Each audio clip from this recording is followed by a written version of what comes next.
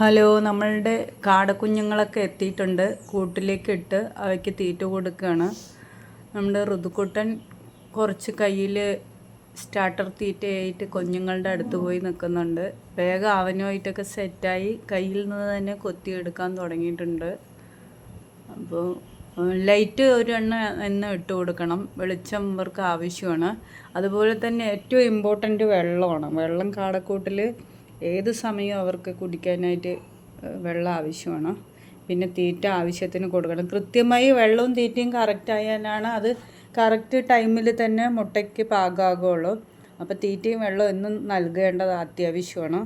ഇപ്പോൾ ഫീഡ് എടുക്കുന്ന സമയമാണ്. അതുകൊണ്ട് ഫീഡർ പാത്രത്തിൽ ഇത് നമ്മൾ കൊടുത്തിരിക്കുന്നത് SKMൻ്റെ ലെയർ സ്റ്റാർട്ടറാണ്.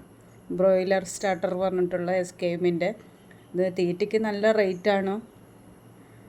അപ്പോൾ തീറ്റ എടുക്കുന്ന സമയമാണ്.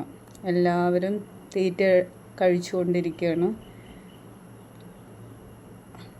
ഇടയിലൂടെ ഇവനും കയ്യിൽ കുറച്ച് തീറ്റയായിട്ട് അതിൻ്റെ അടുത്ത് പോയി കൊടുത്തുകൊണ്ടിരിക്കുന്നുണ്ട്. 21 ദിവസം ഉള്ള കാടക്കുഞ്ഞുങ്ങളാണ് കേട്ടോ. ഡയോൾഡിനെ നമ്മൾ എടുത്തിട്ടില്ല.